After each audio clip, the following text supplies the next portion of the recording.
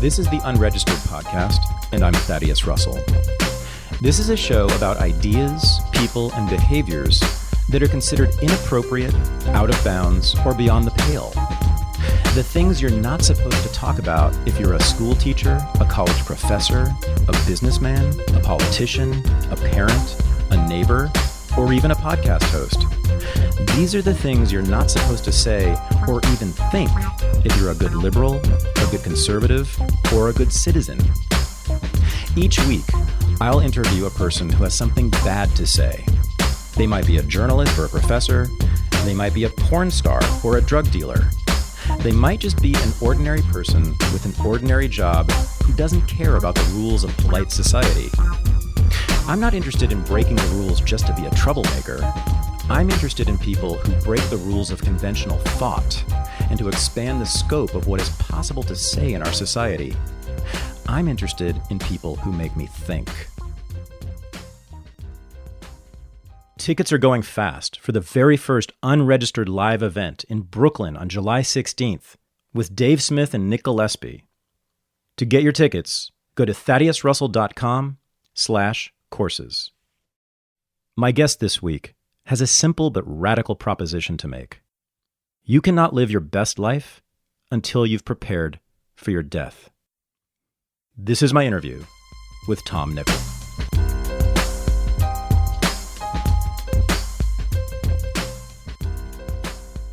So about 3 years ago, I realized something. I realized that I was going to die. And when I say that, I mean that, of course, I knew intellectually my entire life that people die, and I was a person, so I knew that I would die on some level of my consciousness intellectually. But I didn't feel it until I hit about 50 years old, and I really, really felt it.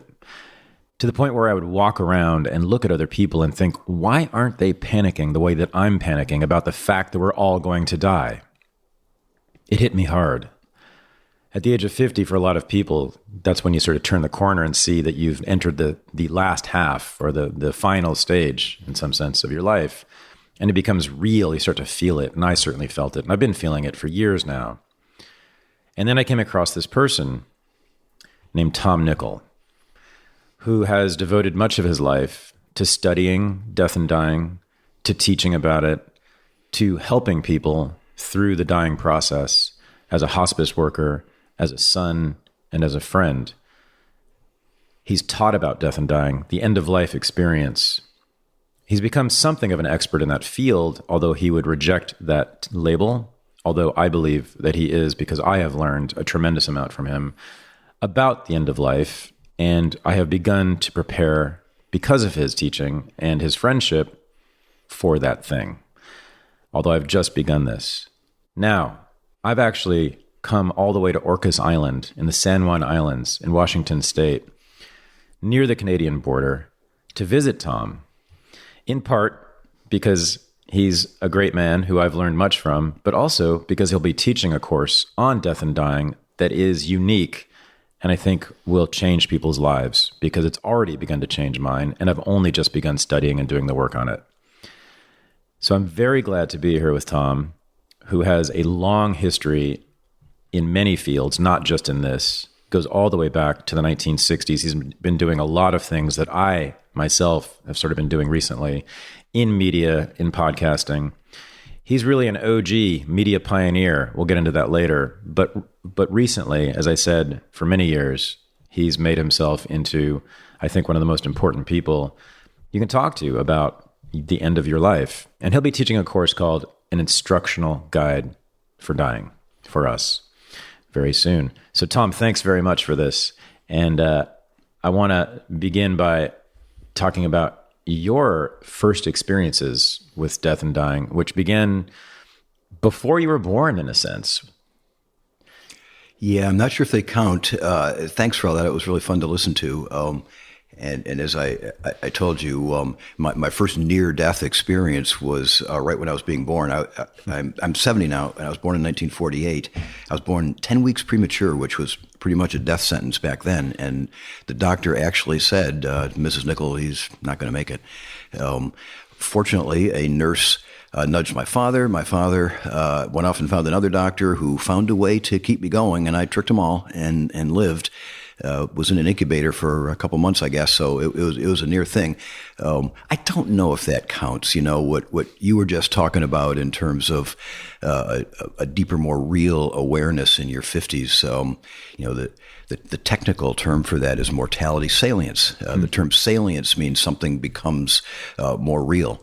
It becomes meaningful to you in an actual way. And I guess, I've thought about this. I think everybody thinks about their end of life, even when they're kids. It's surprising. And I bet you did when you were a kid too, and you might not even remember that you did. But where it really became salient for me in my adult life was the death of my mother. Yeah. And my mother had been a hospice volunteer. So she had put the idea into my head that there is a role of people who help others in that transition. And I was real close to my mother, and we talked about it, and I knew what it meant to her. And then when she had lung cancer and then a stroke, and she was now nearing the end and was in a facility and did not want to die there. By the way, something like 85%, you can see different studies, the numbers don't matter, but the idea is true about, 85% of people in America say they'd like to die peacefully and naturally in a comfortable place like their home. It turns out that maybe 10 to 15% actually end up that way. Wow. That's why we're talking today. That's why we're going to do a course. One message is, if you don't prepare and if you don't think about what you want and you just say, well, I'll just take what comes probably isn't what you want. It'll be, you following an institutional sort of end, more like an object than a person that has a lot of agency and decision making and whatnot. And my mom didn't want that. She knew what that was like. So she asked me to come take her out of the institutional setting, take her home and be with her while she died over a 2-week period, which we did. And it was just one of the really high points of my life. I still think about it a lot. When something really good happens to me, I still have the instinct that I want to share it with my mom.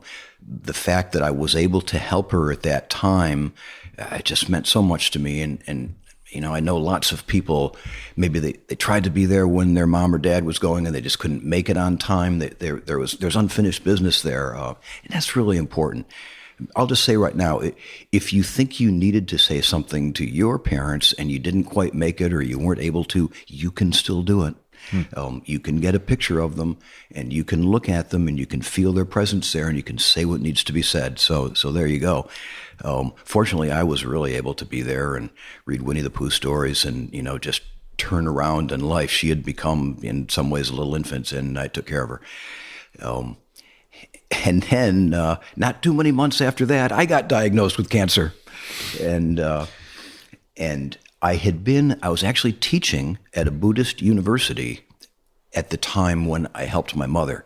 So if there's a better way to get yourself prepared to have a doctor tell you that you have cancer than be hanging out with Buddhists for a couple of years and then sort of help your mother through the transition, I don't know what it is, what it would be. And so when I did get that news back in 2007, that I had a form of cancer, and that's the real mortality salience there. Someone that you love dies, it makes it real, as you're saying, but nothing like looking at a doctor saying you have cancer. And I've talked, this is kind of one of those moments in life, and I've talked to a lot of people, and my perspective was always that sometime off in the distant future, there's going to be this really hard thing I'm going to have to deal with.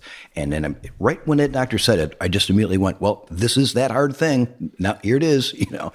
Everybody doesn't feel that way, apparently. My wife doesn't. Her basic assumption was that she would just sort of go through life and everything would be fine. And sometimes she'd just sort of drift away. But I kind of figured there'd be something like this, and there was. But I've used it. I was a patient at Kaiser at that time, and it was a Kaiser doctor that gave me that diagnosis. And you get tests. It takes you a couple times, and one of the times I was there visiting, I noticed a sign on the wall that said, "Come and be a Kaiser hospice volunteer." And this is what I need to do. I knew I was now going to be, personally walking down that path. I knew from my mom what it could offer. And so for the next 2-3 years, I have a blood cancer, a form of leukemia. And one good thing about blood cancers is they can take your blood and test it and find out that you've got it before you necessarily have to do anything about it. I think that's really huge because if you have a cancer in an organ, usually the diagnosis and the treatment, it might only be days apart. And in my case, and in the case of a lot of people who have blood cancer, I had 3 years between diagnosis and treatment. And if you choose to use those years as a way to make the experience your own, to really put your arms around it, I think it makes all the difference going into treatment. And that's what I did. I both put myself into the lives of many people who were at the end of theirs as a Kaiser Hospice volunteer, which was the form of hospice where you go into people's home and provide support for their family, the caregivers and whatnot, and just spend time with the dying person, which I did. I got a lot out of it. Maybe we'll tell stories about it later. We'll see. But to just give the quick outline for myself, I then did get chemo in 2010. And, it was a very, very difficult experience, but with ginger ale and medical marijuana, because I was in California, it was, man, you go into the medical, it was just medical marijuana. Then it hadn't been legalized recreationally. And when you'd go in there and you'd say, I'm a cancer patient, everybody, yes, that's what we're in business for, please. What can we do for you? It was a really neat experience. And it certainly helped a lot. And I stopped hospice volunteering when I was doing my treatment. And then some number of months after that, I did a different form of hospice caregiving, which isn't going into someone's residence, but there's actually a kind of internationally famous hospice care facility in San Francisco called Zen Hospice. It's associated with the San Francisco Zen Center. It goes back to the days of the AIDS epidemic, and it's just a pretty renowned institution with a Buddhist approach to end-of-life care. And my work with Kaiser was really meant a lot to me, but it was me going out on my own into people's homes and making these relationships. But, I felt kind of like the Lone Ranger. I wanted to be part of a larger community of people who cared about these matters, to share it with them and whatnot. And that's what the Zen Hospice offered. There are volunteer caregivers who are really deeply and intensely trained through a process that they've fine-tuned and evolved over 20 years. And then so there's a community of 100 or so of us around San Francisco, and we get to know each other by serving there together and by, transitioning between the shifts, getting together and whatnot. So it was probably one of my most favorite parts of my San Francisco experience was being part of that Zen Hospice community. And spending my shift Saturday nights. I did it for about 6 or 7 years. And my main shift was Saturday nights. So I, stopped going out on Saturday nights and hanging out with dying people. And it was, many times I felt so great going home. It was, better than a Saturday night event you could have imagined. The depth of what it feels like to be intimately close to someone at that point of life, and you form relationships very fast because they're not kidding around anymore. So that was that, and then the one other dimension I'll say before I take a breather is that I am an instructional designer, and so the natural thing, I think the best way to learn anything is to teach it to people. And so I'm actually an online course designer. And so at some point, right back at that early diagnosis time, back in 2008, I think I started doing this, I decided, okay, I don't know what's going to happen as a result of this, but I'd like to prepare myself for it. I was a philosophy major as an undergraduate in college. I'd read the famous, dialogue by Socrates, the Phaedo at the end of his life, where he talks about the philosopher's task is to prepare for dying, but it's not that obvious where you get the handbook to help you prepare for dying. Outside of a religious tradition that I wasn't part of one that told me how to prepare. So I decided I'll just start to dig in and see what I can build on my own. And I built over couple of years, my first version of an instructional design for dying.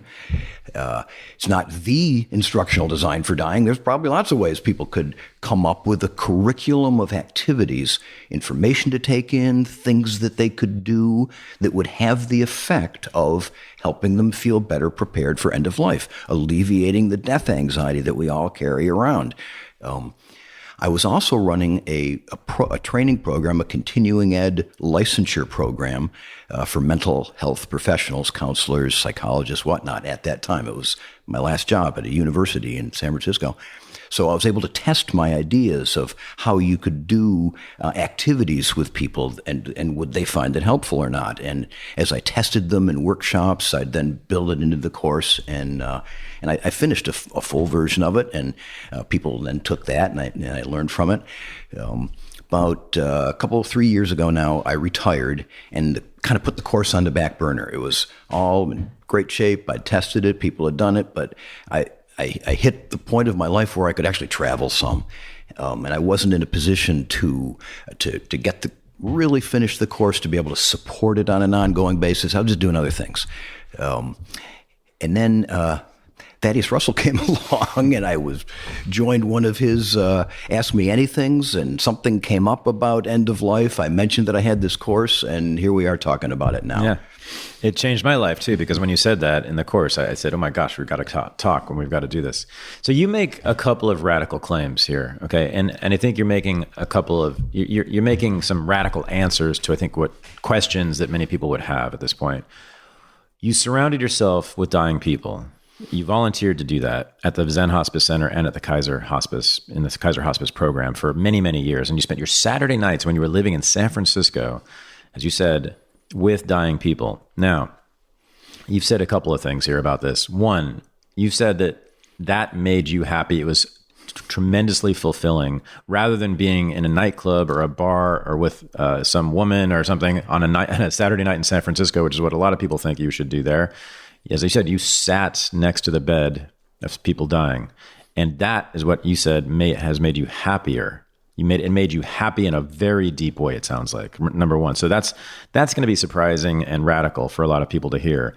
But I think it may be just the most important thing people could hear. Number two, and this might be actually even more important, is that you're saying that planning for one's own death, planning for your own death from the beginning of one's life, building it in to knowing that it's inevitable and planning for it like other things that are inevitable, right? Like graduations from high school. It's the same thing. You plan that, you think about it, you accept it early on and throughout your life, and you make specific plans along the way. You take specific actions all through your life, preparing for it. You are saying doing that, which is the opposite of what Americans do, which is the opposite of what most people in the West do, which is to ignore death. You're saying that to become more conscious of it, more deliberate about it, to address it directly on a regular, sustained basis throughout one's life will also make one happier. Is that right? Yeah, no, that's exactly right. And, and the word that describes what you said is the more normative attitude is denial. But the word denial itself means that you're not facing something that we all know is true, kind of thing. I mean, denial isn't a positive term, but we all go around admitting that we do it. And another way that I put it is that I think that throughout our life, Bob Dylan, anyone who's not busy being born is busy dying. From that point, we have a relationship with death. And you can choose to pay attention to that relationship, or you can choose to totally ignore it. And as we know, in all relationships, it's usually the ones you ignore that cause you troubles, one way or another, all the way along the line, because there's the cognitive load of ignoring it, and then later on, because you didn't put in the time to nurture it and get things where they need to be. And so I've spoken, you don't find a lot of people that like to talk about death and dying. I do. And the word got around in the Bay Area that there's this guy that would do that. So, for instance, I've spoken at high schools a fair amount, and you'd go, wait a minute, no. High school kids care about their date and making the football team, whatever it is. They do not care about this. They do. You got to know the right way to talk to them. I kind of enjoy that. And you also need to know the way to get questions out of them. Because if you say, raise your hand, they're going to do it, not in public. But when I finally realized that what you need to do is pass out little notepads and pencils, and that people can write down their questions as you're talking, if you can keep them engaged and sort of bring some real feeling and passion to it, and then pass up the questions, and they were full of questions, and they didn't have anybody that they trusted, to ask them. Questions like, how long does it take to die? Because death has now been removed from the reality of all our lives. Right. Does it hurt when you die? Do people bleed when they die? They don't know that, and so I just bring that up to say that at every point in our life, I believe we have a lot of questions, stuff going on inside us about what all this means. And if there's a way to form a relationship with death at that point in our lifespan, I think it's a good thing to do. And it turns out. Another kind of example is, people have their bucket list. Oh, there's all these things that I got to do. I got to climb the highest mountain in every continent and whatever it is. And if I don't check off all those things, I'm not ready to go. When you're with people at the end of life, it turns out that the things that they need to do to feel ready isn't the long bucket list. It's really just a couple of things that are very finite. Often it has to do with making something right in a relationship that went wrong a long time ago and didn't get addressed, or this feeling that I've always had inside me of some attention, of an award that I deserve that I never got, and I haven't been able to let go of that. It's usually something like that. And all your life you might have tried to deal with it, but you sort of know in your head, this is different. I'm about to die now, So maybe if I promise myself that I will talk to my sister now, maybe I'll actually do it, because now, I can't get around about it anymore. Well, the point of that is that the thing that you want to do to make yourself feel ready at the end, that's actually what you want to do during your life too. It would have been better if you'd talked to your sister. You don't know, you might die tomorrow. Right. So maybe today is the day you should be talking to your sister to get that right. And when you do, you will feel better, and it'll make your life now feel better. And this is kind of a cliche, but everything that you want to do to prepare for the end of life makes your life now freer and easier. Mm-hmm.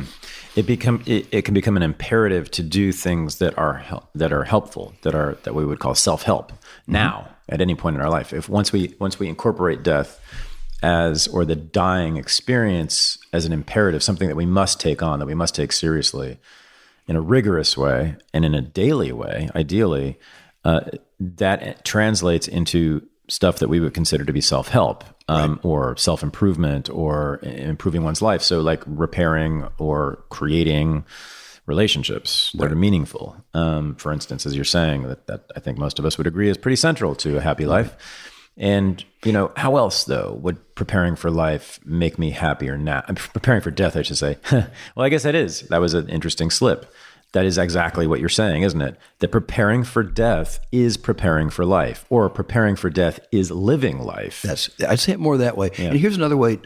I break it down, kind of my introduction to how do you prepare for end of life is I got this 3 levels: personal, interpersonal, and then society as a whole, social. And that personal, I think the real theme, I could talk for hours about all these things, but the real theme of the personal level of preparation is this notion of completeness. Not completeness like a bucket list, but like complete enough. Yeah. I got the important ones, And again, because you don't know when you're going to die, about 2,000, maybe 2,200 people in America wake up every morning and they brush their teeth and they go through their rituals and they don't know that they're never going to do that again. Wow.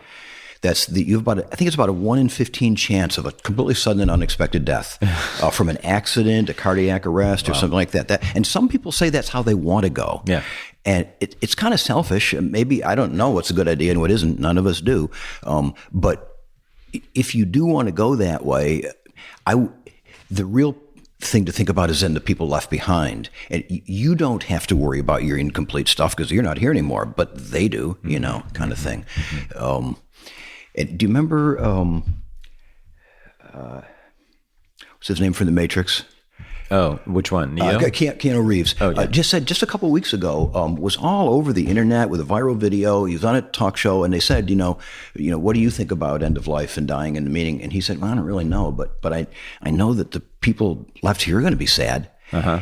he said it so well, and that's really, really true, and thinking about them means like, well, maybe it's my 1 in 15 days. So I'm just going to try to stay on top of things. I don't have that deadline. Well, actually, maybe I do have that deadline, right? Okay. But you ask another way to look at it. So you kick it up now to the social level. If you figure out kind of the way that you'd like your end of life to go, I want to have all the techniques of modern science applied to my case. That's what I really want, or I don't. I don't want any of those things, or I want some of them. I want help breathing, but I don't want you to force feed food down me, whatever it is. You think about that. But just because you think about it doesn't mean it's going to happen. You got to start to talk to people about it. In fact, the single most important thing that you might do is pick someone to be your healthcare proxy, someone who will speak for you at a time when you're not really able to do that. And so that person you're not going to be able to say every eventuality that could happen, and they're going to memorize what to do. So they're going to have a deep understanding of you so that they can figure out, this is, he didn't tell me what to do in this case, but I know Tom real well. Well, the point of that, we don't have discussions about end of life very often. It's never the right time. Oh, I'd rather watch Netflix, something like that. Well, but when you do have that talk with someone that you feel close enough to be your healthcare provider, well, it builds another level of intimacy into your relationship with them. So that's another example of how your life now feels better because of how that relationship got deeper around preparing for your end of life. Right. You've also made me think about this differently in another way, which is basically the product of the last couple of days I've been spending here with you on this island. Is you and I have basically been just hanging out one-on-one. It's been an incredible experience, learning a lot about you and your life and learning from you about this. But, I came to this island with a lot of anxiety about my own death, in part because of recent experiences with the podcast and other things that people may know about. I've been around death lately. I've been around people who have been around death lately quite a lot, and it's really seeped into me, and it's become really a problem for me lately. I have felt alone with it. I think that is the real problem for me, alone with it. Like sometimes I felt like I was the only person dying, although I was one, and that because I felt like, why is no one else around me freaking out that they're going to die? We are all going to die. Everyone's walking around as if it's no problem. But I felt like I was the only one with this issue until I hung out with you and started to feel just like you and others are there to experience this with me. There are people out there who can to do this with me. And then me helping others through that as well. It becomes a communal experience, a voluntary, let me underline that, voluntary communal experience, collective experience maybe even, or just a relationship with another person, one particular relationship with another individual, like with hospice care often, right? It's just you literally sitting next to someone on their deathbed, is it not, right? That's right. Sometimes just talking to them, singing to them, just touching them, right? Mm-hmm. Yep. That's beautiful. A friend of mine once said, a very cynical person, he said, well, we all die alone. He said, that's what it really is about. He was basically making an argument that you have to just look out for yourself all the time because we die alone. That's what he said. And I believed him. And that's how I've been thinking too. This has been 20 years since he said that. It's been sticking in my head until I met you. And I don't think that's true. I don't think we have to die alone. And in fact, I'm going to make sure that I don't die alone. And I want to die with people around me like you and others who take this seriously, not in the way that Americans take it seriously, but in a way that is about a real bond between two people around acceptance, I guess. Well, I'll take a step beyond acceptance too. Please. I mean, the common wisdom is like, oh man, if I could only get to acceptance, I'd have it made. Actually, I'm going for appreciation. Yeah. I hit acceptance a long time ago, and I think, and we could actually sort of talk big picture political stuff here, because I think it's not only possible, but the more you think about it and the more you spend time in it, you actually do begin to appreciate the fact that we're going to die and that we're mortal. And that gives us many benefits. And in the world today, denial has taken new forms. Ernest Becker wrote a book in the 1950s. It was a bestseller called Denial of Death. And he talked about the things that we do to hold back and tamp down our own death anxiety as the driving force of all civilization. Yeah. The reason that we do anything is an immortality project to distract us from the reality of the situation. Right. And everybody's kind of familiar with that way of looking at it. I think we're in a new form of denialism now, which is the scientific life extension by either reversing, halting, slowing biological cell death, or by the notion of cyber immortalizing ourselves in the cloud or something like that. I see those as forms of denial. I understand the impulses that drive those. And I wouldn't even say to people, stop doing it, I guess, if that's what they need to do. I guess I would also encourage them perhaps to consider other alternatives at the same time. Maybe their project isn't going to work out, and maybe a plan B would be a good idea. And so I'll say a few more things about how I think preparing for what I appreciate about the human condition, the fact that it does have an end.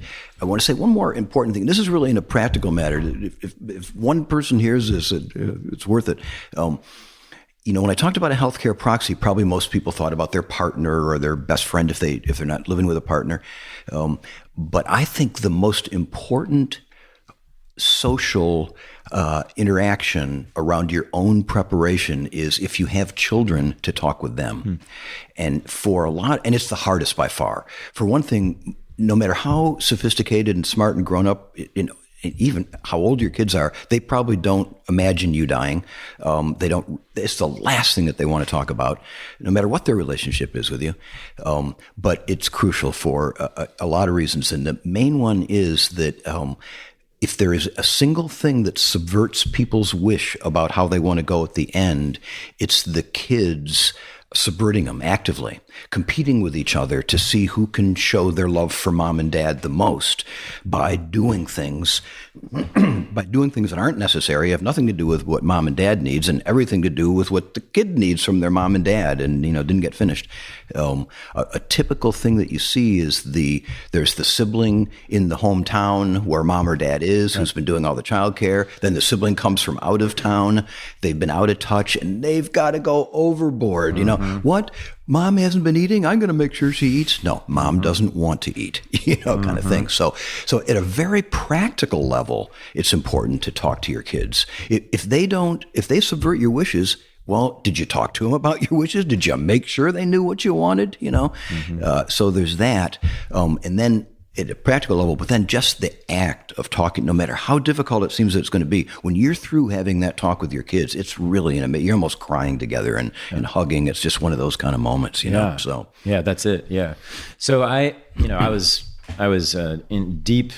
What do you call it? Mortality salience. Is that it? Well, you became to be really aware of the concreteness of it. Yeah, my mortality became salient recently. I mean, especially salient. Really, I think this is probably true for a lot of people who hit 50. Right? You see, it's sort of the turning point. You see the second half of your life, or very clearly. But so I was sort of flailing about, right? Because I was an American. We don't talk about death, and I was suffering from this that Americans suffer from. Then I went to Mexico, right? And I learned a bit more about the Day of the Dead. And I loved the idea of it, that the dead come back once a year to visit. Mm-hmm.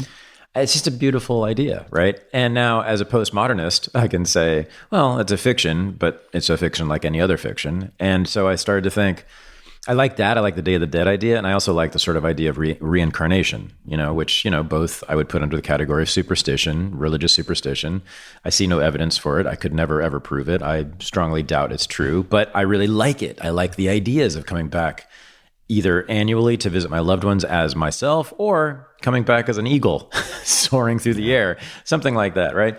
So I thought, well, since I'm a postmodernist and I don't believe anything is necessarily true and that all narratives are essentially as true as any other narrative, I thought, well, maybe I can just convince myself on some level of consciousness that reincarnation and or the Day of the Dead idea are actually true, and I'll just sort of live for the rest of my life with those ideas that I might come back as an eagle or I might revisit my loved ones on a regular basis annually until I hung out with you, as I was saying. And it's not that you said this to me, but it became clear. I mean, your message is, that's all fine if you want to do it, but you're saying that build it into your life. Build your death into your life the way you build other things into your life that you know are coming, like taxes and retirement. Yeah, build the fact of death. Build the fact and build it in so that it's part of your life from the beginning. And again, the Mexican culture, I think that's part of that. That's one of the reasons I love the sort of, it's not just the Day of the Dead, but there's less fear about death and there's more acceptance of it, or it just is more part of regular life. So small children and teenagers and people of all ages participate in the Day of the Dead. That's right. And you're saying it just right too. And because it's the behavior, it's the doing it. I think there's value to sitting around reading, Platonic dialogues about the end of Socrates' last days. But as you say, getting it into your life the way people would participate in activities around a death theme at Day of the Dead, but also, and just to give a sneak preview of how I've kind of structured this course,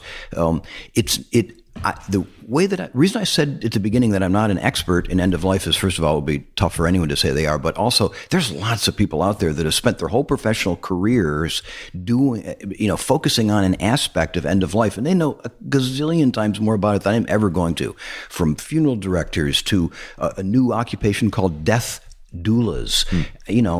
I guess you could say that my hospice training makes me maybe a junior varsity death doula, but there's people that just do that, as a career, and they have a deeper feel for it than me.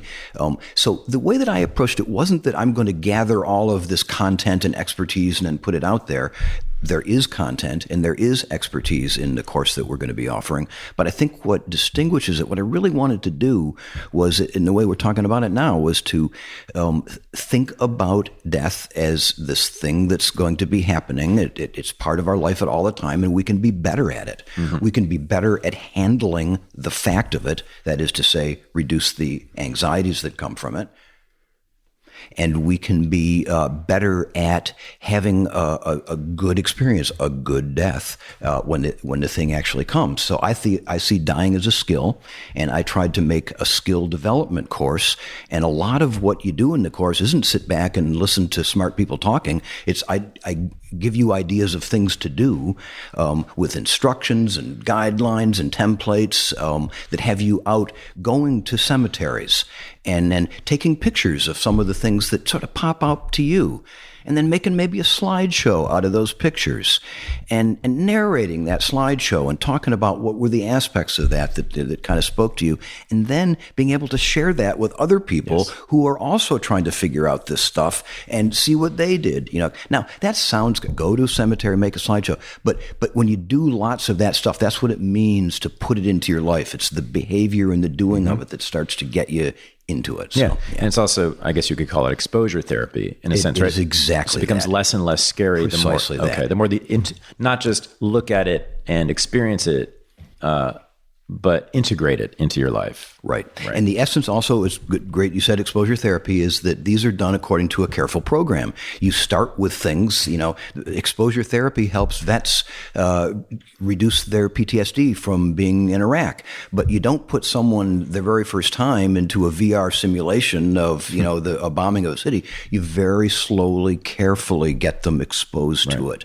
And that's what we're trying to do in the course. Yeah. We'll do things that aren't really intimate and challenging at first, but sort of get your juices flowing. But by the end, we'll be talking in great concrete detail about the physical aspects of dying, what those decisions that you might want to face in those very last days or weeks or whatever it comes down to. But we work our way up to that. I have a feeling this is going to be the most important course we have in our catalog. I really do. Yeah, we'll see. We'll see. That'll be great. We'll see.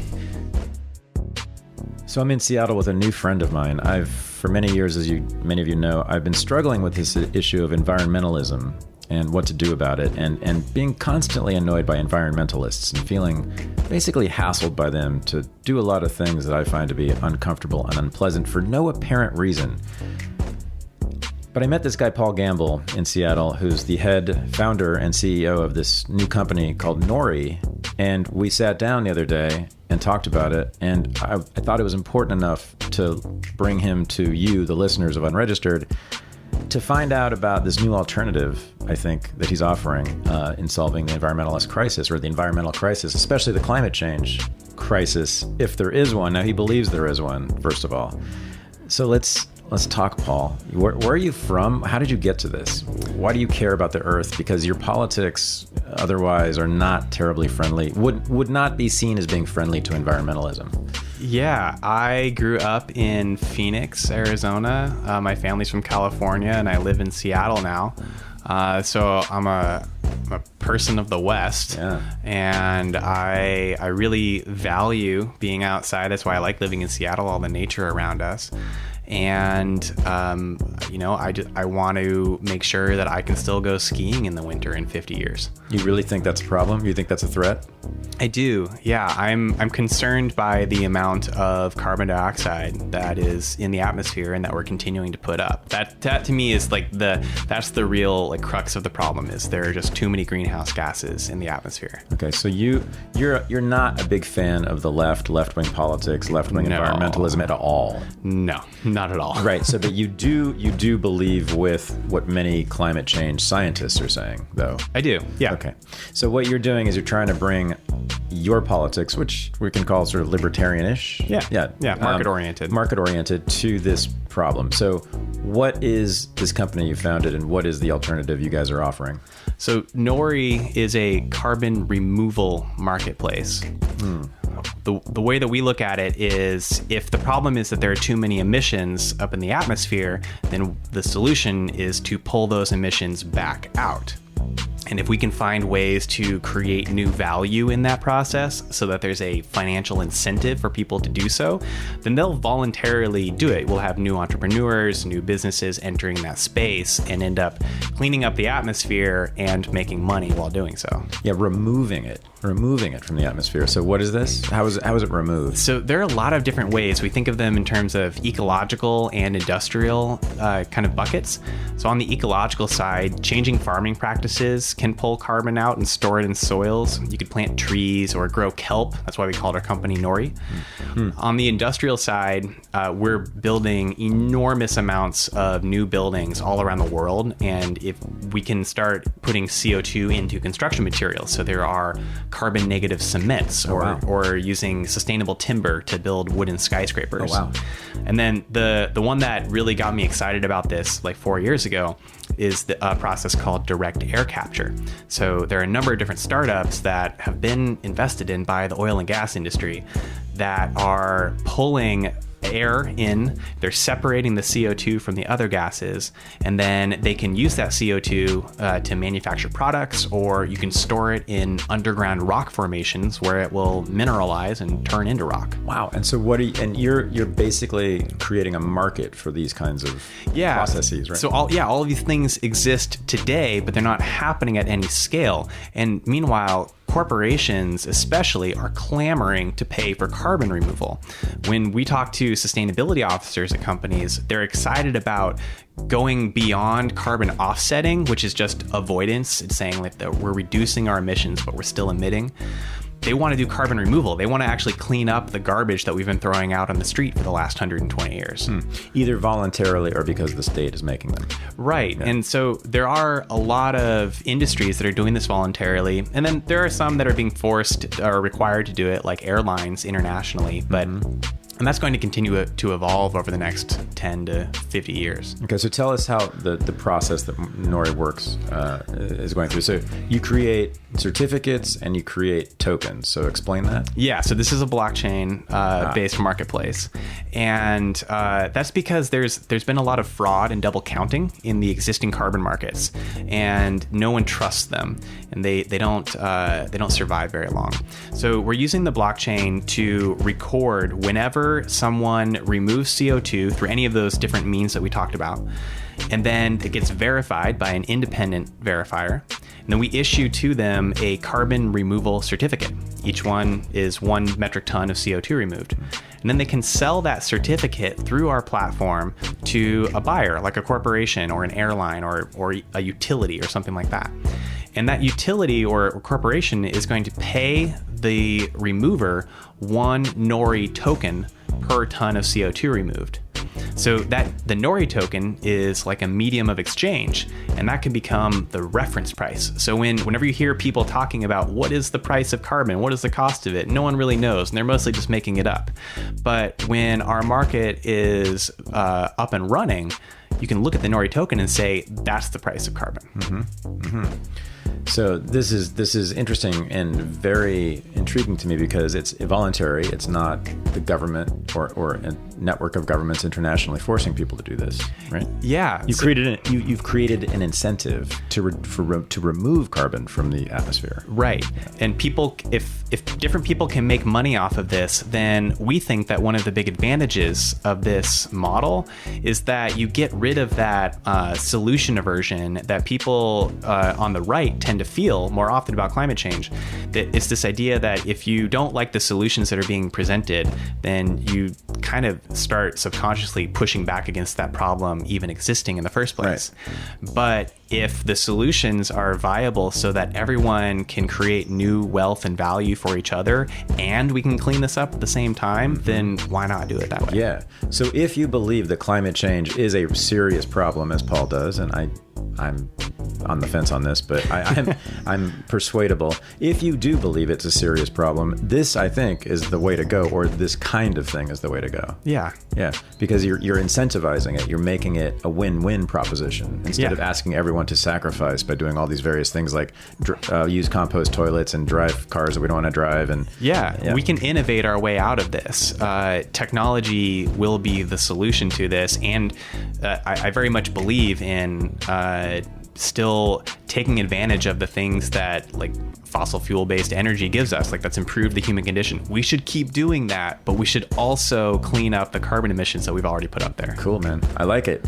Everyone check out Nori.com. Is that right? Nori.com. Right. Named after the seaweed, the kelp. Right. That's gonna change the world. No, your company's gonna change the world. So Nori.com, and you also have a podcast or more than one podcast. Yeah, we have two podcasts. There's a longer form one called Reversing Climate Change, and we interview different people in the space. So these could be like farmers and ranchers or sustainability officers, academics and researchers. And then the other one is called Carbon Removal Newsroom.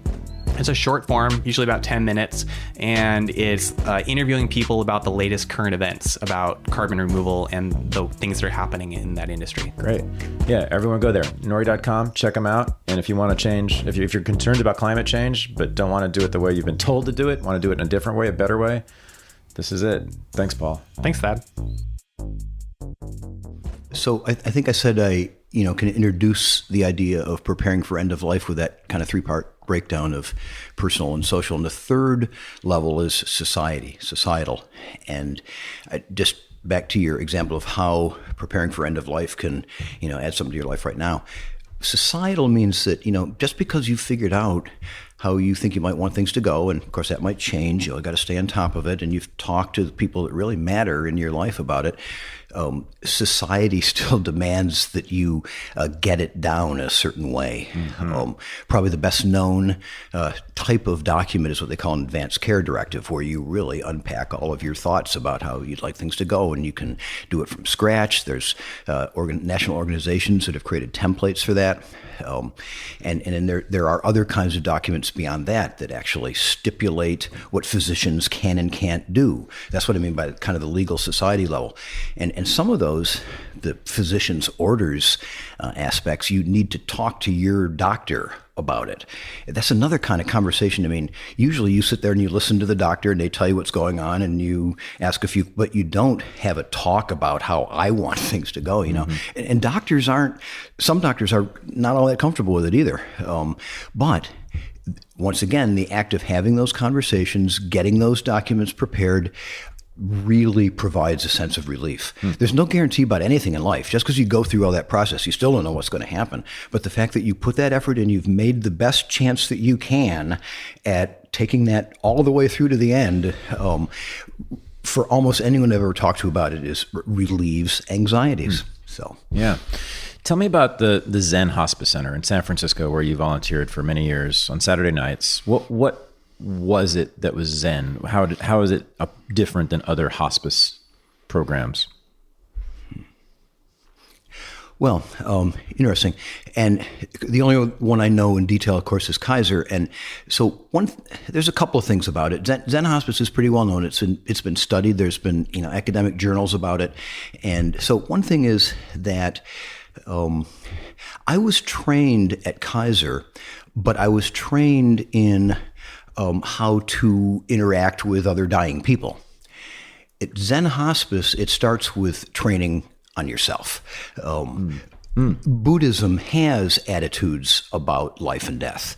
And there is a Buddhist, you don't have to be a Buddhist to volunteer at Zen Hospice, but you have to go through a training process that's founded on a Buddhist ideology of getting clear in your own mind about your mortality, not just coming to accept it, but perhaps being able to appreciate it. So there's quite a training program. It starts with yourself. Then there's all sorts of role playing and simulations of being with other people that you really, get deeply involved in. But I think that starting with yourself and your own attitude about death and dying is something I don't know if it happens at other hospices. I haven't seen it. We have also rituals that we do. There's shifts, 3 shifts during the day, and 2 caregivers work each shifts. And when you come early before your shift starts, and the people who are finishing stay half an hour late, and you meditate together. And then after that meditation, the people who have been there just kind of say what that shift was like for them, and the people who are coming say what they're bringing. And it is all part of creating a community, but that group meditation is a Buddhist practice. There's no stipulation as to what form of meditation you use, but it doesn't matter. And I guess there's principles of how we try to help the individuals who are in our care there through their process. And that all are based on Buddhism, a being in the, as we enter the room where the dying person is, we we think of ourselves as leaving behind everything else and sharing that present moment just between myself and that person. It's a very mindful being in that moment and only in that moment. And that's how you're able to read in such a subtle situation. What does this person want? I mean, it's not obvious when there's someone just sitting there and unresponsive. Do they want you to make noises and talk and coax them into conversation, or just touch their skin, or nothing, not just to know that there's a human presence there? Well, it's only by being really sensitive to the moment and what you can read about that person that you have any chance of doing the right thing. So I think that Buddhist sense of presence is also part of it. Yeah, there's probably other aspects too, but maybe there's a start on it. Yeah, death is in the future, and Buddhism attacks the future in a sense, or it lets the future go. Yeah, I would say it that way. Buddha, mindfulness meditation is very popular in the West now, and the essence of mindfulness meditation is to be here in the present moment with the things that are in the present moment. If you're meditating and you're meditating on the breath, it doesn't mean there's going to be lots of other things in the present moment than your breath, and you're trained in meditation to just notice those things. Notice that thought came up, don't get engaged in it, go back to the breathing. Well, same type of thing, other things come into your mind. I mean, I've just sat there for 2, 3, 4 hours just with my hand next to someone else who didn't say a thing that the whole time. Well, of course, it's like a meditation. Other thoughts came into my mind. I wondered what I was going to do when I got home. I was thinking about the basketball game, whatever. But notice that and get back to where I am, kind of thing. So, yeah. Yeah. I'm going to pause for you. Can go for it. Go. I guess if I was going to, make any other comments about the kind of the Buddhist nature of Zen Hospice Project, I would go into the history, and that literally it's hard to remember this now, but in the 1980s, San Francisco was one of the epicenters of the AIDS epidemic, and we didn't understand it. No one knew what was going on, and people were literally dying on the streets, and nobody would help them. Okay. It was in response to that Buddhists at the San Francisco Zen Center said, we need to do something. And that Buddhists don't just sit around meditating. Buddhists also are socially active people. It was an activist impulse to reach out and help other people that started Zen Hospice in the first place. So, I didn't know it was in response to the AIDS crisis. Yep. Wow. Yep. So you're in the present with a person who's dying, we know they're dying, but it does let go of the future. You're letting go of the future and you're focusing on the present. That's right. You're living in the present. That's right. Even though you both know that the other person will be dying. Right. And that is liberating, I suppose, in a sense, or comforting, or it's neither. It's about simply living in a different space. Yeah, and it gets things out of the present moment that you don't need to be there now, so that you can really attend to what you do need to be attending to. It's, you and I were talking earlier, and you were anticipating some future disaster that might happen in a relationship. Yeah. And I said, maybe that's going to happen, maybe not. But what you've done right now is taken a possible future thing that might happen and brought it into the present moment. We were having a really good present moment. That didn't need to be there then, kind of thing. So it's that way of looking at it. Yeah, as I've said many times in this podcast, I tend to live in the future and the past, which is exactly what mindfulness tells you not to do, or at least has made strong suggestions to me that I would be happier if I don't. But we know it's going to we know you're going to have thoughts about the future all the time in the present moment. Notice it. And go back to where you are. Okay. It's not like you kick yourself for thinking about it. Just notice it, but don't get engaged in it. Right. Yeah. Now, with death, as we've discussed earlier, Americans, and I'd say Westerners in general, Europeans and Americans, we tend to deny it. We tend to not think about it. Right. So we actually don't live in the future very often in that way around death, but occasionally we're forced to, right? When we find out about death or someone near us dies, like with your mother, right? And then we confront it and we're unprepared. For it. And when we are unprepared for it, we meet it with essentially panic, I think. And panic will cause us to either do something that's self-destructive or out of anger, or it'll cause us to withdraw from the thing itself. And we'll sort of repress it and put it away in our minds. I think that's sort of what goes on with most of us, right? Yeah. Another common thing that you'll see would be, someone in their 50s, maybe they were brought up in a certain religious tradition. They've kind of moved away from it in their adult life. And then their sister-in-law dies suddenly and unexpectedly. Then that was a mortality salience event. And so one thing a lot of people do is go back to the religion that they were brought. I need a source of comfort and solace, and with some people that have answers about some of these questions that I hadn't been thinking about. Right. And that could be a good thing to do or a bad thing to do. I don't know. But that's another reaction that you see a lot. Yeah. Can we get into your life history a bit here? Because it's full, and a lot of it has little to do. Well, actually, I think a lot of it has to do with this, as a matter of fact. But it's hard to suss out until we talk through it, I think. But so you were born in 1948. Yeah, and you, as you said, you were born, what was it, how many weeks premature? 10 weeks premature. 10 weeks premature. Yeah. I was 1 pound, 14 ounces. Wow. Yeah, really a preemie, super preemie. And you were supposed to die. Yep. The doctors were assuming you were going to die. Mrs. Nickel, he's not going to make it. Your parents were assuming you were not going to die, but you did. You lived. You lived anyway. And you lived in a home with many generations, right? Yeah, I grew. The first 3-4 years of my life was me, my parents, my grandparents, and my great grandparents. So I'm an only child and an only grandchild, also. Oh, and also my great grandparents were there, and that's who I spent most of my time with for my first 3-4 years was my great grandparents. So and you were very close with your great grandfather. Yeah. And he died when you were 6. He would be my first remembered adult death. Yeah. So it struck me when you told me this story, that you were that death and dying was sort of a part of you from birth, in a sense, and you were, and you were considered to be. What did you say about you were the? Well, you can just see the miracle child. It was a miracle. I mean, they said I was going to die. I didn't, and there's all these 4 generations just kind of looking at me, kind of thing. So, and then you lived from the beginning of your life with people who were essentially were beginning to die, right? I mean, and you experienced the death of your great grandfather, who you were very close with at an early age, right? And it is worth pointing out what you're saying though too, because one thing that's obviously happened in the world, at least in America today, is that a lot of people don't live in those extended families. So I think it was an incredible good fortune on my part to know my grandparents and my great grandparents really well by living with them. So right. And you were very close with your mother, right? And you talked about how when she died, that was one of the most important moments and most fulfilling moments of your whole life. Unquestionably. Helping her through that. That's what began your career essentially in this field. Shortly after that, yeah. It's really remarkable. And how the fact that you were diagnosed with cancer the year after her death is just remarkable. Pretty amazing. Yep. Yeah. And so since what's now 13 years. So all that sequence, my mother 2006, my diagnosis 2007. Yeah. Great part of your life has been focused on this, and you made yourself into, I'm going to say it again, an expert in this field and a teacher mostly, I think. So So you also, one of the reasons we're friends and one of the reasons I find you fascinating is your history prior to all this, or I should say in between your childhood and your recent career as a teacher on this.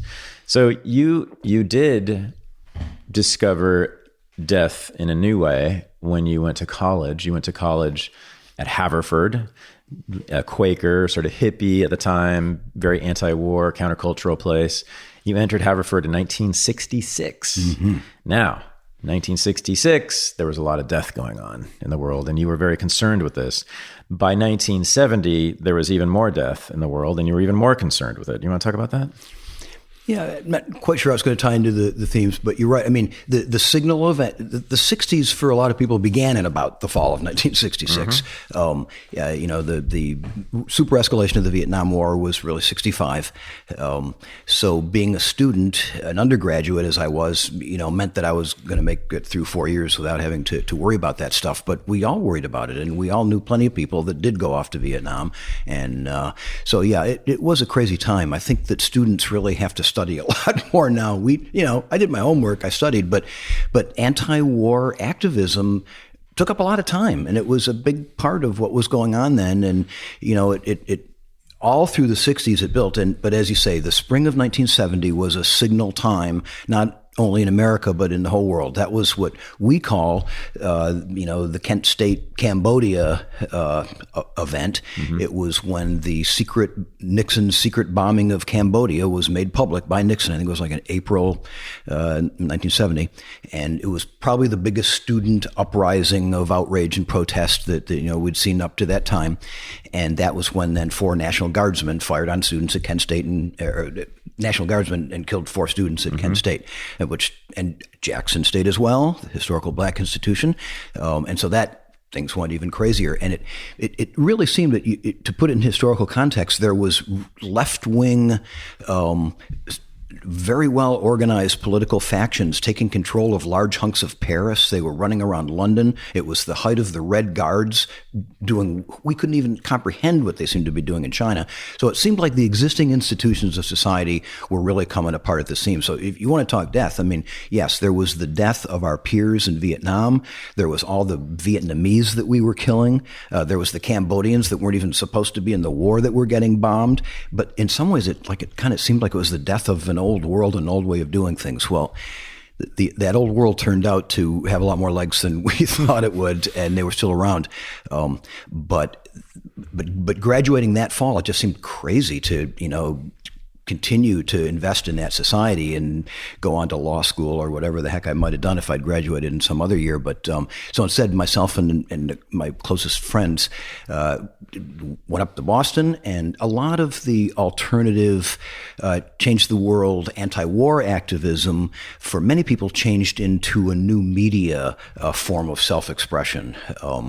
Sony put out the first affordable, a regular old person could buy it and use it video that they called the Sony Portapak in 1970, and a lot of alternative people just bought it, and we're going to start to document it. And now, not just a very few broadcast outlets can tell stories. We can start to tell stories. And there was a very active alternative media scene up in Boston and Cambridge, that I was part of, and we discovered what was then called cable TV. We now think of as broadband. We spent some time trying to help communities understand that pole space and conduit space is their local resource, that they could make their own locally owned, high-capacity, interactive communications technology and not depend on some big company that would end up taking the money out of town. Through cable, you're talking about? Yeah. In the early 1970s, you saw that people had the ability through cable. There was cable already being laid? In isolated rural areas, cable was already around, and there was the first wave of urban cable franchising in the early 70s. So, yes, right. So people were knocking on the doors of big cities saying, give us a license to build a cable system in your city, and it was going to be worth millions, and the money was going to leave Boston and New York and Chicago and all these cities. And we figured out, we actually got into simulation modeling and determined that in a lot of American cities with the big population and the density, you could actually have neighborhood cable systems that would be economically viable, but then could connect with each other for citywide networking. There's so many creative ways broadband could have gone. And we did, we were young and naive, and we did workshops, and we wrote some books, and we, talked to people about our perspective. We were called communists, and, don't you know that municipalities can't run things, only private corporations can. And, we were, pretty young. But it was a great learning experience, and I think we put some good ideas out there. In 1973, it's hard to remember now, was the first of the Aramco initiated oil embargoes. And my numbers aren't exactly right, but it's something like gas went from, the 30 cents a gallon, which it had been forever, to like over $1 a gallon. And that was a major freak out. Capital markets dried up. The urban cable franchising thing stopped for a number of years. And our little enterprise was kind of high and dry. So I've had a very episodic career, and that was then the end of that episode. Yeah, but in the early 70s, for that time, you said you were at the center of the counterculture. Certainly of an aspect of the culture, called the alternative media. Alternative media. Yeah, I mean, right. so you, again, this is a reason I think, I really enjoy hanging out with you, and kind of honored to, frankly, because you're really a pioneer of essentially what I'm doing. I mean, what I'm doing is new media, but you were doing new media first. Good way of looking at it. Yeah, I mean, not that we're doing it first, but there's a continuity to it. Well, absolutely. kind of. I mean, you were. I mean, there was nothing but the monopolies at the time. That's there was right. nothing but the state-sanctioned monopolies, the 3 networks and PBS, and then the radio stations all had FCC licenses, and you couldn't really get in. You couldn't break in, essentially, to any of that. You saw that. When you told me this, I couldn't believe it, that there was cable in the early 1970s, and that you and others were thinking about the social possibilities of this. I guess you were thinking about sort of local TV. Is that what it was? Not the internet. Or you were thinking about communications generally? The whole thing. Anything. Broadband. Yeah. Wow. So even the early 70s, you were thinking basically about what the internet became. Right. That's what I mean by broadband. We wrote a book called Cable in Boston that proposed 6 different full broadband franchises, subdividing Boston into different systems. Each would be not only economically viable but profitable. Then they would all be interconnected within each other. But a lot of that channel capacity would be about people in those neighborhoods using it for their personal uses, for their neighborhood uses, all that stuff. Yeah, that could have happened. Maybe it still could. Right. Well, yeah. I mean, it sort of is. Yeah. But many, many, many years later. But you guys had that idea in the early 1970s. I mean, it's really visionary. You were part of this thing called the Chapel Street community. Is that right? Yeah, I talked to you about. It's an informal designation, but yeah. So I lived and also worked in a really interesting suburb of Boston. It's called Newton, and it's along the Charles River, and it's where some of the very first factories in America were built. Lowell was part of it, but just down the Charles there into Newton was some very early factories. They built thread and made uniforms for the Union Army in the Civil War there. And at some point, those factories went out of the thread business, and they became empty for new people to come in and build new businesses. And that's where we put our new media stuff. And there was other kind of alternative people doing workshops about what we were then calling the consciousness movement, about meditation or about the healing power of crystals, or some of the things that we had workshops on are still around today. Some we just kind of smile at because it was a fad at the time, and the whole group of little small alternative businesses in there, we would do things like every couple of months have a salon and invite people we knew to come in and talk about high-minded ideas or whatnot. So we envisioned that we were building an alternative community. We were supporting ourselves off of our media stuff. We were trying to put good ideas out into the culture by inviting others to events, that kind of thing. And we had a really good run through most of the 70s doing that. Yeah. I mean, I put you within the new left, capital N, capital L. And what a lot of people don't understand about the new left, the left of the 1960s, is that it was really divided in two. There were two halves to it. And if people want to see this, you can see it in the movie Berkeley in the 1960s. Yes, it's about my hometown, but it is quite instructive, I think. In that film, they show that there were really, at least in the Bay Area, 2 parts of the new left. One was the part that my parents were involved in, which was the hardcore political left, the socialists, the communists, and they all belonged to political parties or organizations that were primarily or entirely focused on things like economics and institutions and revolution and taking over factories and taking over the government. Hardcore political, standard political stuff. Then there's another new left that was going on simultaneously, which we sort of call the counterculture. Right. More sort of in San Francisco, around Haight-Ashbury, hippies, beatniks, all that. And out of that came a lot of changes in our culture, as you said, that were still around. I mean, the hippies and that whole countercultural movement had a lasting impact on us. Some of it became silly new age stuff, which I think you guys were sort of involved in, part of what you were involved in. Yep. Some of it became enduring, like meditation, and that I believe in fully with my heart is a healing thing, is a good thing. Simply the way we carry ourselves in the world was changed by your generation and what you guys are doing. We broke down gender boundaries and stereotypes so that it became easier to be a man or a woman with different, behaviors and different interests, all those things. And I, of course, have become basically an opponent of the political wing of the 1960s movement, New Left, but I have always have had affection and affinity for the countercultural wing of it. So when I met you, there's another thing that was very exciting. You're the first person. I just told you this yesterday, I think, when we were picking raspberries on the farm here. You're the first person I've gotten to know well who was a member of the countercultural wing of the New Left. I've known all the Trotskyists and socialists and Maoists from that time, but someone who was really part of this countercultural movement, which was really interested in teaching people or offering people new ways to live in their daily lives differently, right? And I really appreciate that, and I think it's what's really made life better for people, as opposed to all those little political organizations that my parents were involved in, which did nothing for anyone, essentially, in my view. Right? Yeah, no, well, thanks for saying that. And I agree. I think it's well said. I'm not sure I'd quite even seen it that clearly. I had known that I made a clear choice, starting after the Kent State and Cambodia big political uprising, that probably I wasn't going to be a political guy, that I was going to be a media guy. I love making, digital media more than just about anything. So it was natural. But yeah, I think you're right. And I think that what I'm really trying to do now with instructional design for dying and that kind of stuff is in a way a continuation of trying to change the culture in certain ways and breaking down old ways that America had been for a long time and looking at it in new ways. So yeah. And it's both individual and collective or something like that. I mean, you're really focused on the individual, helping the individual with their own life, like sitting next to the person while they're dying at their deathbed, right? That's one person and another person. Right.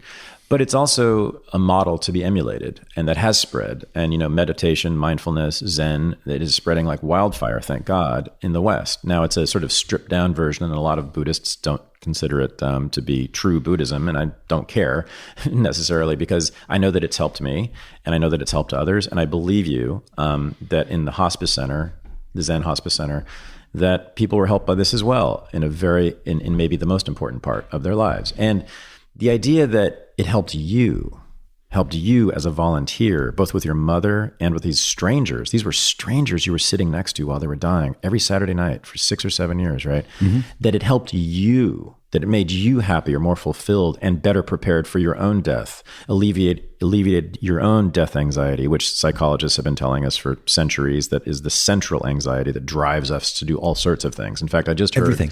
I just heard Tara Brach, this, she's a well-known therapist and meditation. Yeah. I guess guru or something, but I was just listening to her. Her theory about death is that we have this overwhelming fear of death, which causes us to accumulate things, which causes us to despoil the earth. Now, I don't really love the political direction she goes in, but I do think that death is a constant anxiety for at least Westerners, and it does cause us to seek satisfaction or affirmation or pleasure in ways that we might not otherwise, to sort of fill in or avoid or distract us. That's it. I think distract us from death. I think it's actually worse than that. There's a well-established psychological school. It's called terror management theory. It emerged in the 70s before 9/11 and terrorism. So we hear the word terror now, all we can think of is terrorism. they named their field Terror Management Theory, TMT, talking about the terror of death. That's what they're referring to. And they first started doing these studies, and mortality salience is a technical term within the terror management theory field. And I'm talking about a field where there are thousands of published papers and dozens of PhDs in psychology around the country who would call themselves terror management theory advocates and researchers. And what they do is they will ratchet up your mortality salience in a research situation by showing you pictures of dead people or there's all sorts of ways that they do it. And they'll ask you things, what do you think about this? Now, what do you think about this? And having your mortality salience peaked changes your attitude and changes your behavior. They've done studies of judges reading cases and saying how they would sentence those people. And some of the group had their mortality salience tweaked by reminders of death, and others didn't. And when you have your mortality salience tweaked, they issued more stern sentences, right? So this is, to your point, we when we're reminded of that stuff that we haven't been preparing ourselves for, it affects our attitudes and our behavior. In the cases of judges, they did harsher sentences. Even more so, to be reminded of something that you don't want to be reminded of is unpleasant. And when something unpleasant happens to you, you want to redress that. You want, technically they would call it palliative compensation. You want to be compensated for that unpleasantness in a palliative way that makes you feel better. Well, one of the main ways that we can get palliative compensation is to strengthen our in-group bonds and push away the others. So it would be, they can tell me about this kind of stuff all they want, but what really matters to me is like the bowling league. I mean, I wake up in the morning and I wonder how I'm going to do, and the guys on the team, I just love them. They're so great. And people that don't like bowling, the heck with them. They can just rot in hell for all I care, right? Now, I was being silly there, but that's the type of thing we do when we get unpleasantly stimulated. We remind ourselves of the tribe that we're part of, and we sort of distinguish ourselves from those other people. You see a lot of that going on today, kind of thing. So yeah, that's what I think that happens if you haven't been paying attention to your relationship with mortality at every step along the way. You'll look to be compensated for that unpleasant thing that life just reminded you of. Yeah. You said you've moved past acceptance toward appreciation of death. Can you talk a little bit more about that? I don't know if I can do it in a way that's not a cliche. I mean, it's just sort of obvious. Anybody that really has thought about this very much realizes that, well, when I speak to high school kids and I say something like, what happens if me and everybody like my age could live forever? The first thing a high school kids say, well, you need to get out of my way. I mean, there won't be anything for me to do. So that's a problem. But the real point is that if you have unlimited time, there's no reason to do anything now. I mean, it's kind of an obvious thing. The fact that our life has not only a finite limit to it, but a finite limit that you don't really know what it is. Throughout your life, people say to you, don't get any attachments, man. That's really going to hang you up if you get attached to things, and expectations. You got to go into things with no expectations. Then they invent this thing called life expectancy. Right. And the life expectancy of Americans is, 78.2. Actually, the life expectancy of Americans has been going down over the last few years, which is amazing. Yeah. It's the first, I think, developed country where that's ever happened. Driven by white men, right? A lot of suicide. It's not just white men. There is also, there are ethnic minority women, and there's a lot of components to that. But yes, suicide is a big reason that I believe the life expectancy is going down. But in any event, I think one way that people play the denial game is to go, well, they say the normal thing is like 78, and I'm normal, so like I'll probably make it to 78, and I'm like 38 right now, so I'll start thinking about this 20, 30 years. Right. That's not it's not totally dumb when you think about it that way, except for the fact that we don't really know, kind exactly. of thing. Yeah, and you know that you don't know, Right. So prepare for it every day. Yeah. Okay. Yeah. No, I like it. A lot, actually. I think it's got revolutionary potential, and I mean that. I think that it could change everything, not just the way we think about death, but the way we think about life. Yeah, that's the idea. That's right. Okay, so let's get back to your earlier history here. So you became involved in the anti-war movement. As a student, you know, marching when it was time to march. Yeah, right. And the secret war, the bombing of Cambodia was especially powerful. That really just drove everybody out, including me. Yeah. And I remember in my house, there was a poster on the wall that said, "End the air war now, bring the monster down." And it had pictures of Vietnamese and Cambodian peasants with a dragon dropping bombs on them in 1970, 1971. The secret war, Nixon's bombing and all that. That was sort of maybe the most galvanizing moment for the anti-war movement at the time. And you became sort of attached to Cambodia in some ways then. I mean, you started to think about it, and you started to become concerned, I guess, in some... Well, I more put it, as Thad knows, Cambodia is going to come back into my life story later. And certainly I was aware of Cambodia, as a lot of people were. And I'm a student of history, so, you know, I knew something about Cambodia. And do you want me to talk about how it came back, or how do you want to play it out? Let's so you've been involved in a pretty major project in Cambodia for the last several years, and it's become a big part of your life in addition to your work on death and dying. And I just think it's interesting that it came full circle. And of course, nobody knows about death and dying more than Cambodians. Well, see, that is the point. Yeah. And they have come back from death. As a country has come back from death. It was year zero, Pol Pot declared, after he killed, you know, how much of the population? So yes, I mean, it was a dead country in some ways by the late 1970s, right?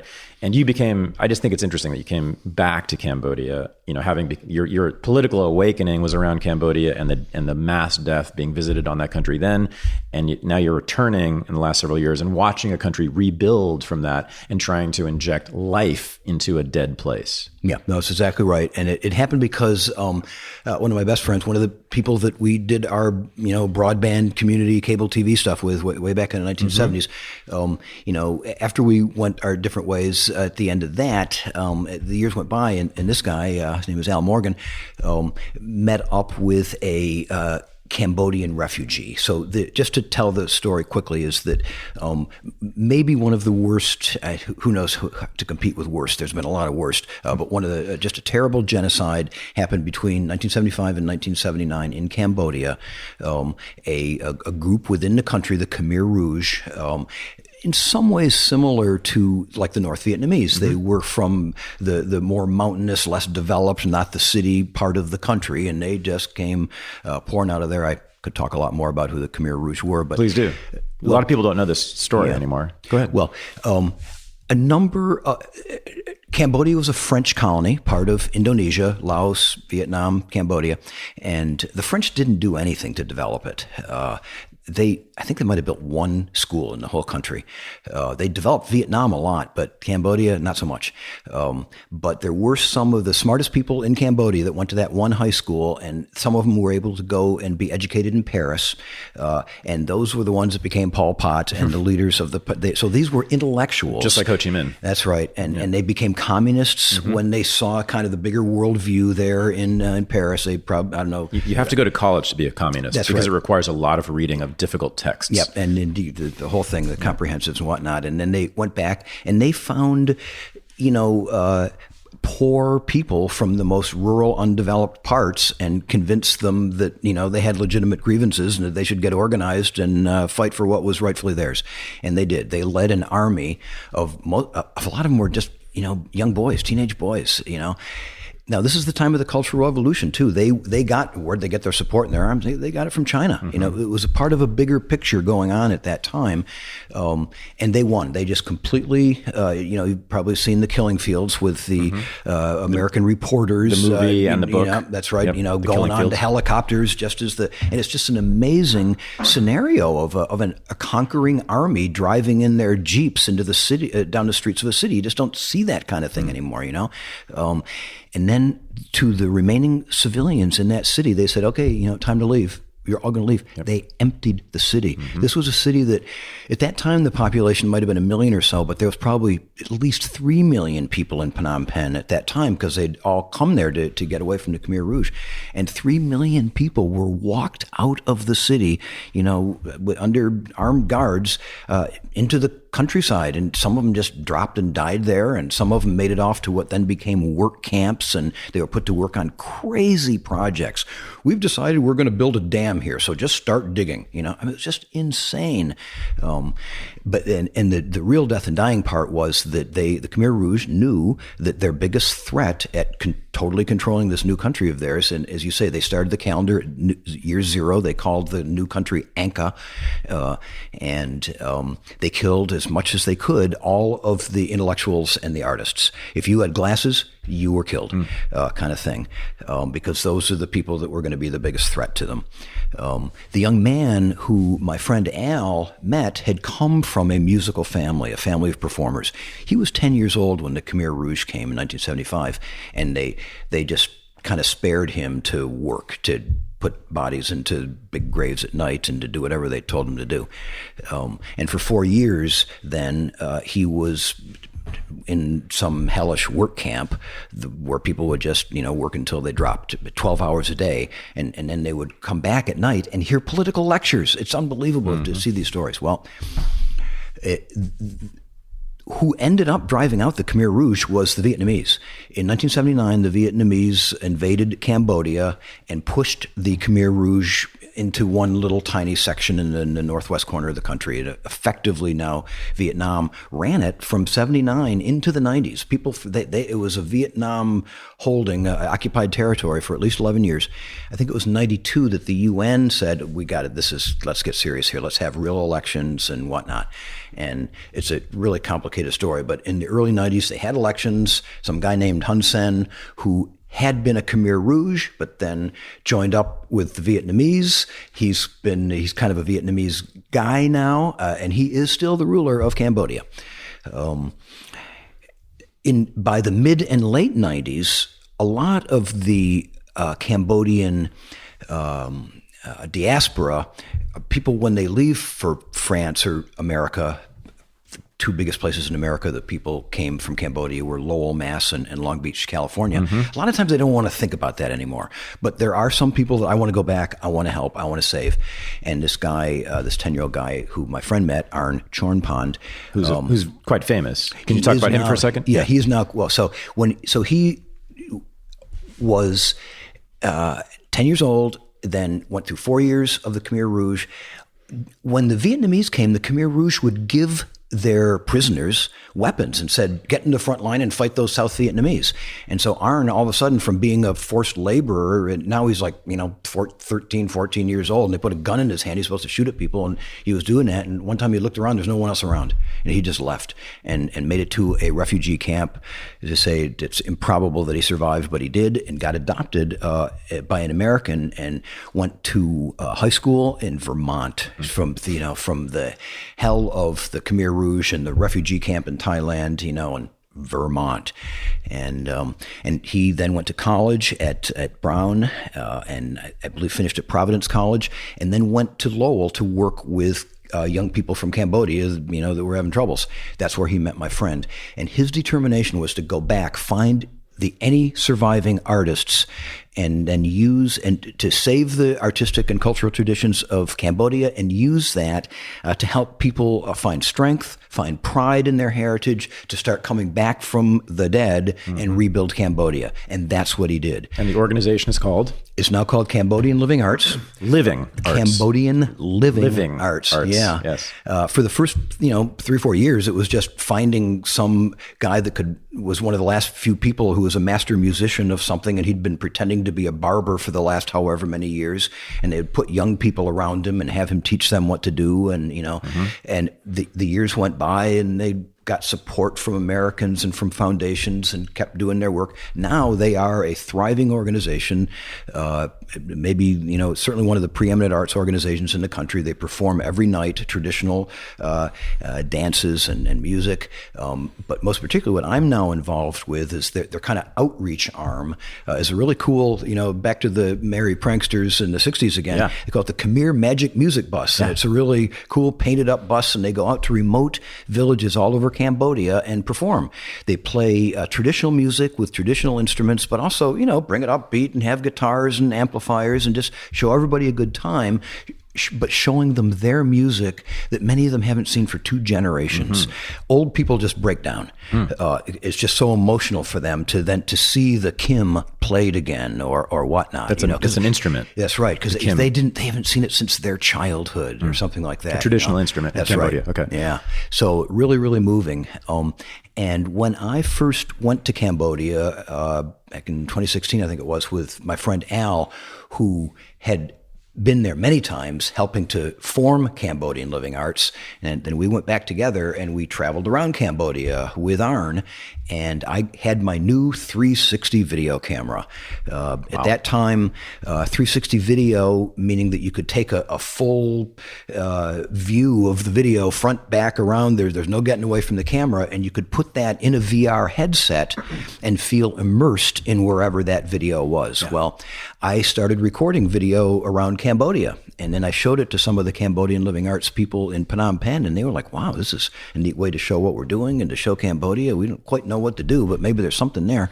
And so I've been going back and working with them how to record dance and how to record the performances they put out in the villages. I've interviewed people and trying to figure out the best way to use this. And I've sort of come up with some ideas about how to use it for fundraising and whatnot. So I feel like I have a project supporting an arts organization using a country's traditional culture to, as you said, to help bring them back from the dead. Yeah. It's really keeping me feel quite involved and engaged fully in my retirement. It's very difficult to do that. It's easy to get a volunteer job where you just come and show up and do something, but it's using my technical videography skills, my creativity, but more importantly, my people skills. I'm learning. I'm working with people. I'm training them how to do this. I'm creating a team that we can work together with, in Cambodia, and then learning how to figure out the organizational dynamics of Cambodian Living Arts, there. So it's just been a great project for me. You've been a new media pioneer your entire career. So in the early 1970s, you were thinking about what became the internet already, and you were thinking about the potentials for it, the possible pitfalls of it. And then you had a longer career, which we haven't talked about, where you were doing always sort of the new media thing. You were doing CD-ROMs. You were producing CD-ROMs when it was new. Yep. Right. You did all sorts of. Then you did online courses. You did MOOCs essentially. You did online learning. Yep. Early on, sort of similar to what RU is now. But and now virtual reality and 360 cameras and all this. You're immersed in this. You're 70 years old, man. Hardly anyone's doing this. I mean, it's quite amazing the energy you have and how these things have carried through your career. This interest in death and dying. By the way, we forgot to mention that your mother was a hospice volunteer. No, I think I did mention that, but yeah. Oh, you did? I'm sorry. Yeah. And so that was an earlier inspiration. But so death and dying and caring for people, being a part of your life, the Buddhism became a part of your life. And then Cambodia, I think, is so interesting, right? Because that became central in your life too early. And then lately, where death has been paramount, is sort of characteristic in a sense of Cambodia. And you're coming back and using new media, brand new media that's almost not even out yet, to bring life maybe back to a country that was so dead.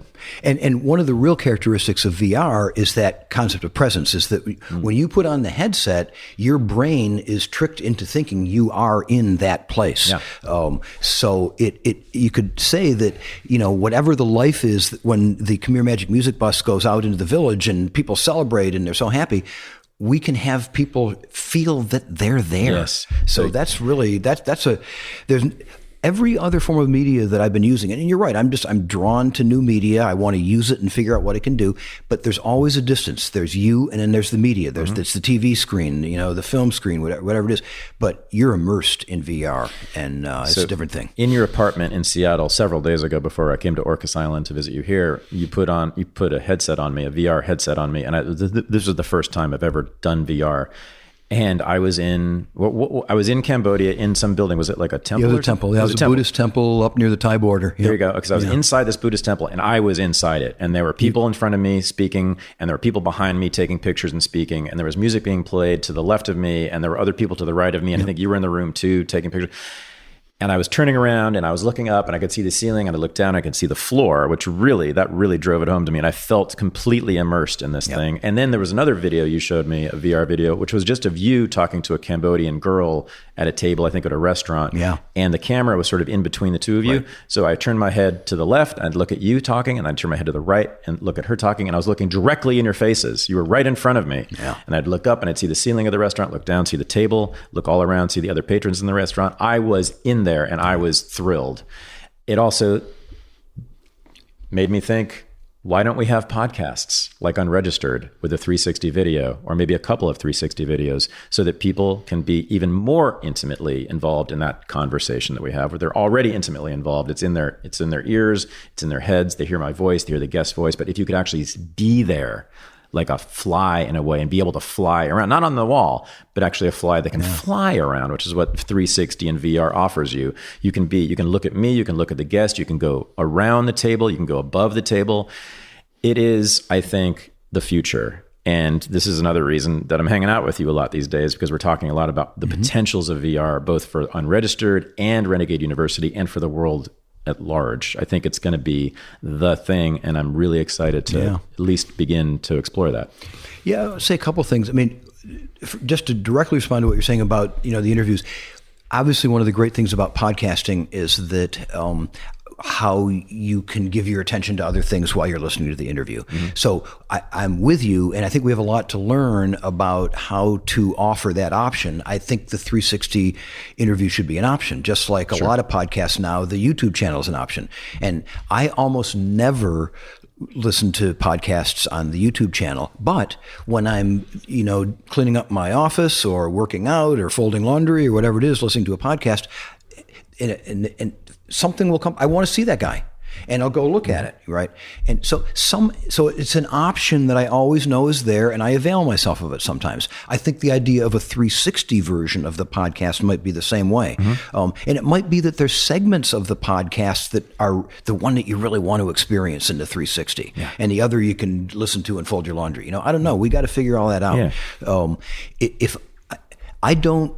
No one really knows what the form factor is for VR. Does someone want to have their VR headset on for an hour? Probably not. But maybe it should be their choice. So if I have a fantastic hour-long interview, should I divide it into natural 8-minute chunks and then let people say, I think I'll pause now and take this off, or I'll just continue? I don't know. That's all to be figured out.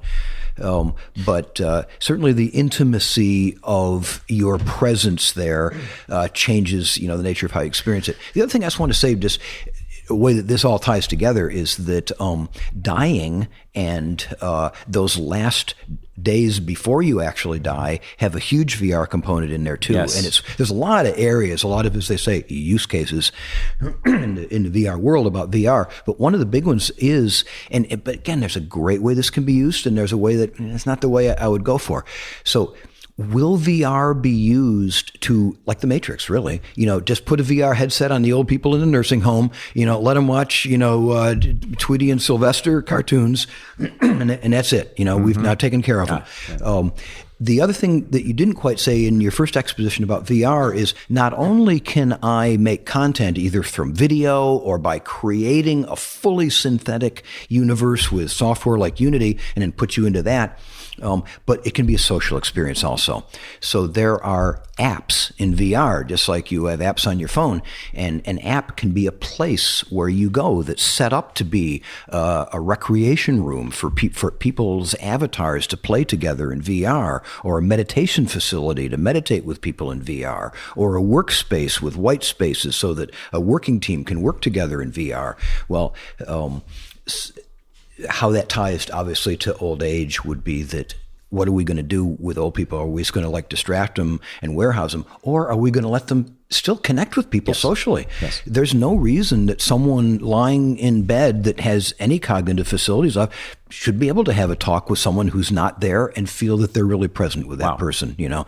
So VR can be a way to connect people who don't have the physical functionality that much to be able to go out and connect with anybody anymore. But with VR, we can do it. Is that the way it's going to be used? I hope so. We can die alone, but we don't have to. Correct. And yeah. especially now. Right. And VR can be used as a way to isolate people in their own little matrix thing, or to connect people and die feeling connected to the people that you want to be with. So, yeah. Death can and maybe should be, if we're going to be happy about it, a social experience. You certainly want as much, you want, when you are a dying person, the social experience that you want. That's right. When you want to connect with someone, you want it. When you don't want to, you don't want to. That's right. So. Yeah.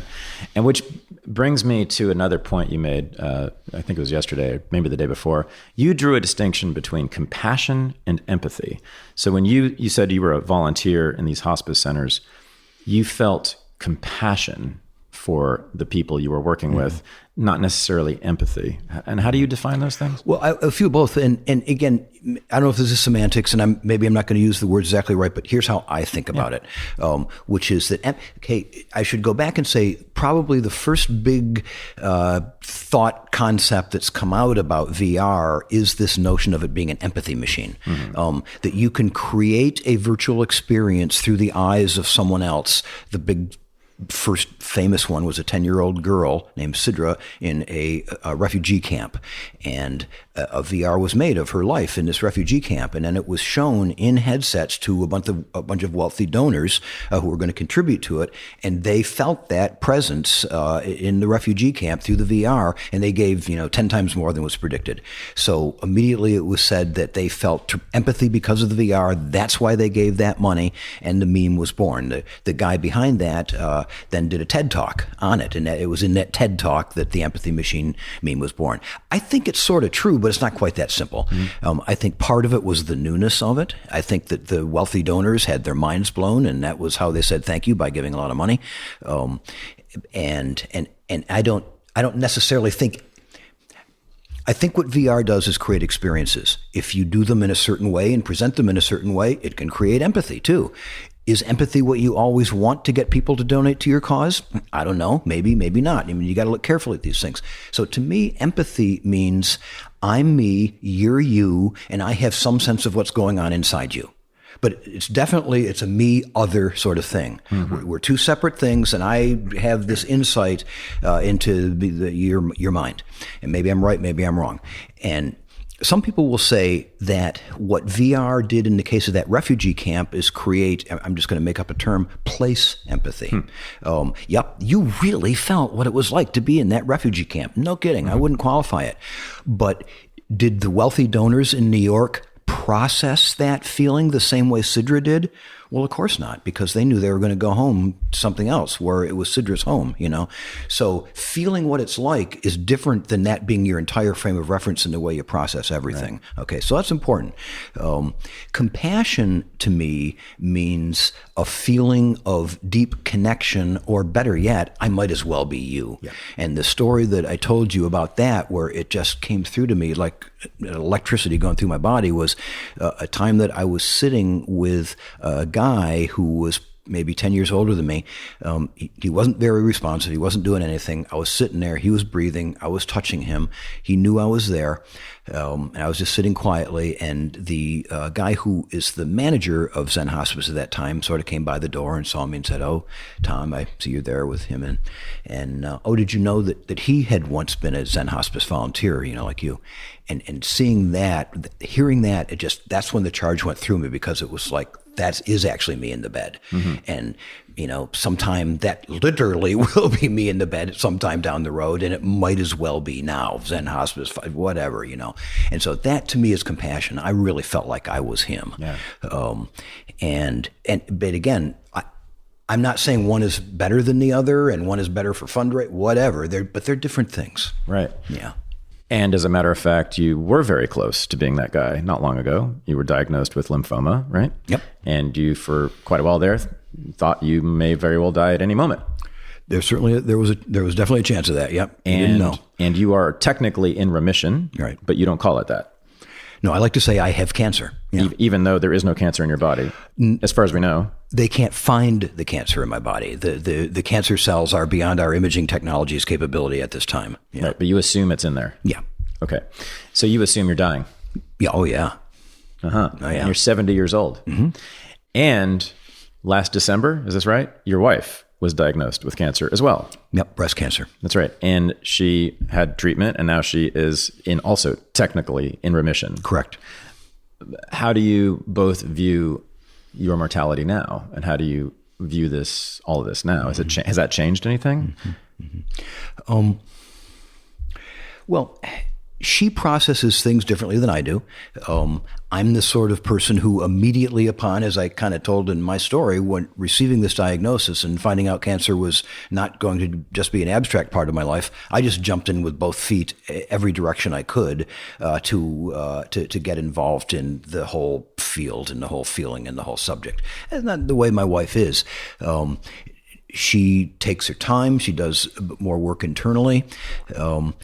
And it was tricky because I think the trickiest thing to comment about it is that, as you've tried to say, I'm supposedly an expert on this, and here's my wife, the person who's the most central to my existence. And there was times when I was really able to help her. There was times when I probably wasn't the right guy, kind of thing. So it actually, in some ways, we're really close. We've been married for a long, long time. I really love her. But it takes a community to raise a child. She needed more than just me, to help her with this too. And would she say, I would clearly say that cancer has been a net plus in my life. I just say that. I have no question. Yeah. I've often said, if I could go back and figure out the thing that made me get CLL in the first place, I wouldn't change it. I'm glad CLL that this was the name of your chronic leukemia. Lymphatic leukemia, something like that. Yeah. I'm glad that it happened to me. I do not believe my wife would say that.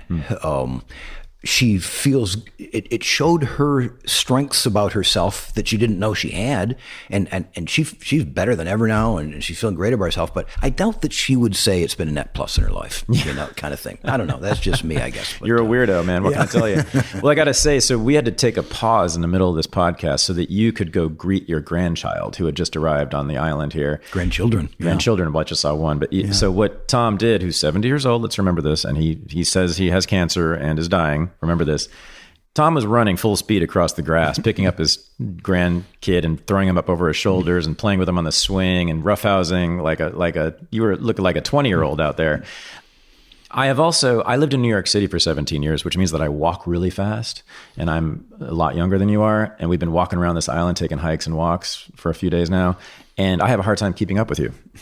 I have never been around someone so alive in my life, not to mention a 70-year-old. I have never been around a 70-year-old who's even close to being as alive as you are, full of energy, full of creativity, interests, activity, interested in people, things, constantly moving, constantly exploring. You're in Cambodia twice a year, and you stay there for months at a time, in Phnom Penh, which is one of the harder cities to live in the world.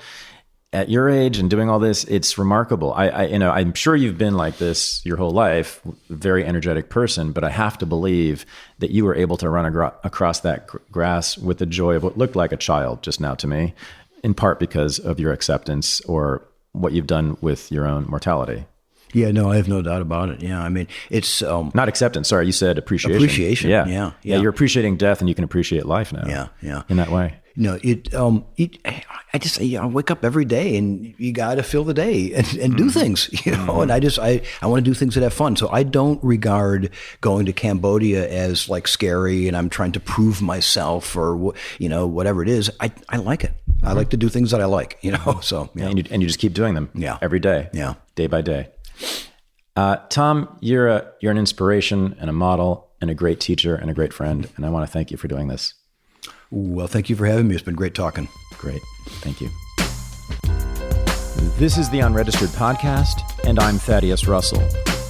To get your tickets for the Unregistered live event in Brooklyn on July 16th with Nick Gillespie and Dave Smith, go to thaddeusrussell.com.